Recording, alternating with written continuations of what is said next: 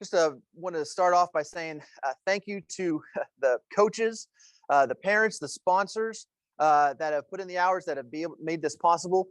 Your schools, or in some cases, your coaches themselves, have paid the entry fee, which has helped make all this possible.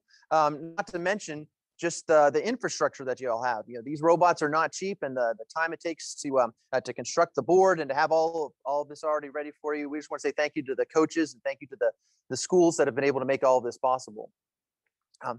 If you are watching us on behalf of maybe you're not personally involved with the competition, but maybe you've got a family member, maybe a son or a daughter that participated in this competition. Let me just give you a very brief introduction on what the challenge was. The students had to build a robot, their choice. Size didn't matter. They could make it as complex or as simple as they wanted to.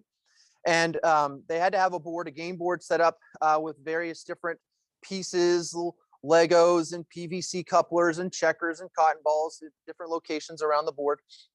And then their job was to get their robot to clean up the different parts of the board, and different challenges awarded them different point values. So getting some of the more basic tasks, like moving a cotton ball from one location to another, might only get you 10 points. But meanwhile, some of the more challenging tasks, like getting a way for your robot to pick up one of these 2x4 bricks and placing it into a Dixie cup there at the end, those were worth a whole lot more. We also had some PVC couplers that they had to somehow launch over that wall. One of the benefits of being the judge of a competition like this is that I was privileged to see all of the different entries and to see some really creative ways about how these students were able to attack the problem, how they were able to build the robot in different ways, and then just the path and the strategy that they took. So the purpose of this competition, and pretty much of any competition, is to promote STEM type of thinking, problem solving, and everything from the building, but also the programming side of this. So one of the things that makes this competition unique, it's very similar to the TCA arena competition, is that once the students hit the go button, they say 3, 2, 1, Lego, and they hit the button, the robot is completely autonomous. There's no remote control. There's no one on an iPad or a phone or a computer moving this robot around. It is completely on its own. So the students have to take that into account beforehand. They've got to know where they're going. They've got to check. They've got to work in sensors if that's an option for them, ways of verifying they're in different locations. And these are all real world skills that real professionals have to deal with, particularly once you hit the go, you might not know exactly where that robot goes. So we've been really privileged to be able to see all the different ways that those students have come up with the task. And we've got some winners we want to announce here.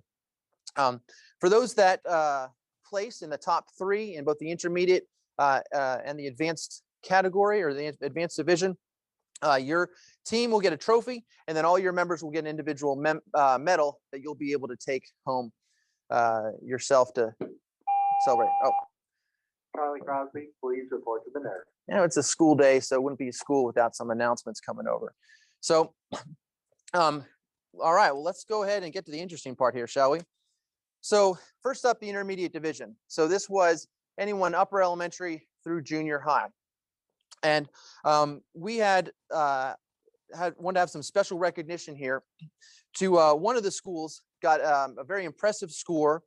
But unfortunately, their entry submission was submitted late, past the deadline. So we wanted to recognize this school for 150 points from New Diana Middle School, the Billy's Bricks team.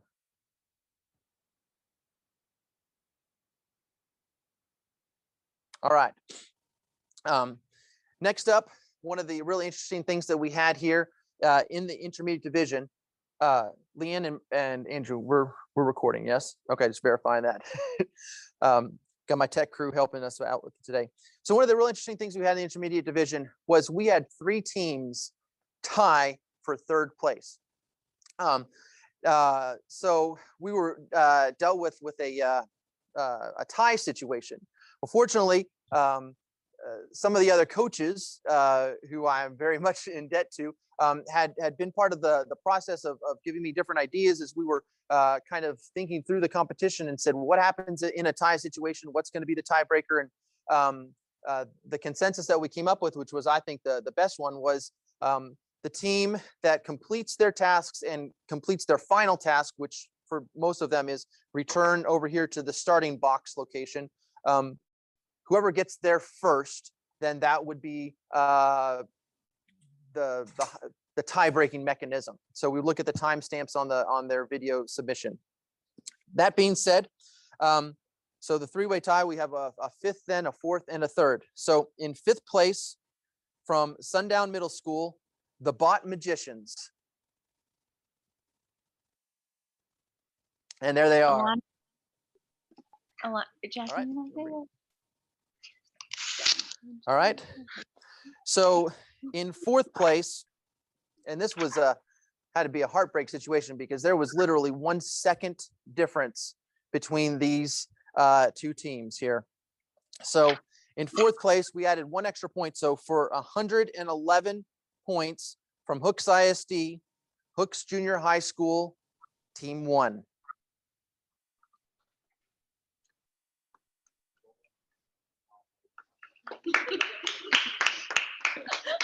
Okay, it's not going to spotlight. That's fine. All right. Well, congratulations there to Hooks Junior High School, Team 1. All right. So you know who you are. So for our first medalist in third place, also from Hooks Junior High School, Team 2. Congratulations. Oh, they tied each other. Ugh. All right. So we're having slight technical difficulties. Sorry about that. We're trying to spotlight you so we can kind of go large on you, but I guess that's not going to happen here. That's fine. We're just going to keep rolling. That's kind of the name of the game this year. All right. So in second place in the intermediate division with 150 points from Lumberton Middle School, the team named the team.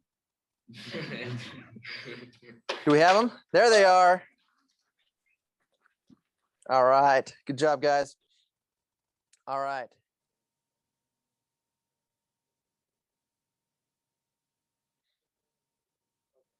All right. And with a total of 170 points, the first place team in the intermediate division from Sundown Middle School, the Creepy Cleaners. Wait. There they are. All right. So well done to all our intermediate teams. Before I go and announce the winners of the advanced division, I want to say we had over 25 teams altogether, both the intermediate and the advanced division, actually submit an entry. Okay. Now, that's 25 teams that finished the competition. They ran, they had a successful run, and they were able to send us a video of their run. So this whole thing was virtual, though in person at your own school. That being said, there were over 60 teams, I think, actually, that registered.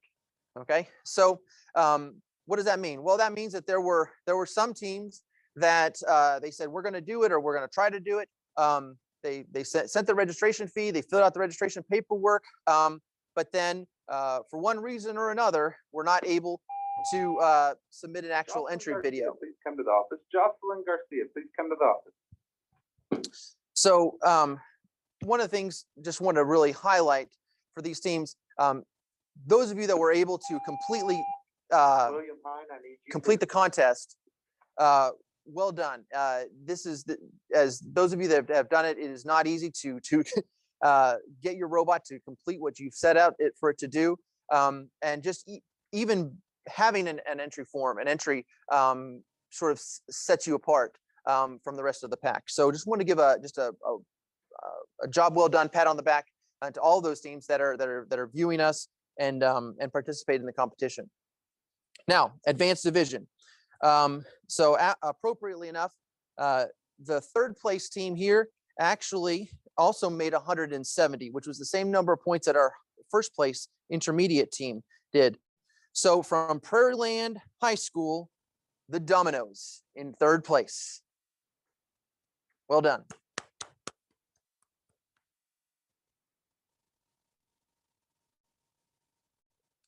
All right.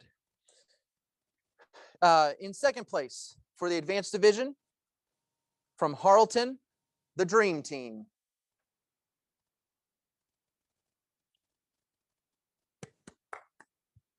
Well done. And finally, just want to give special recognition.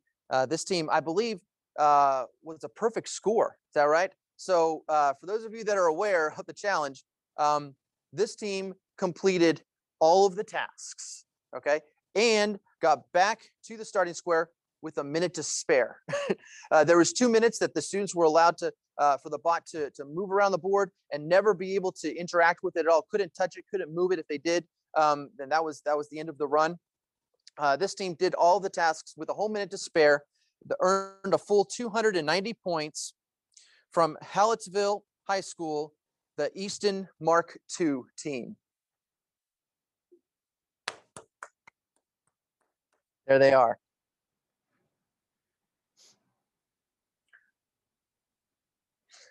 All right. Well, that's going to conclude our awards ceremony here for the Cleanup 2020 robotics competition. Just want to give a special thanks to Keene High School and Keene ISD. They've been able to provide us with several years of being able to compete and buy the robots, and then even get to this point where we're able to host a competition. Also, special thanks to my tech team, the Keene High School Robotics Club. They've been able to give up their lunch and help us out with the filming and the video. So once again, thank you players, thank you coaches and schools for participating. We look to see you next year at the TCA Arena Challenge in person. Go Chargers.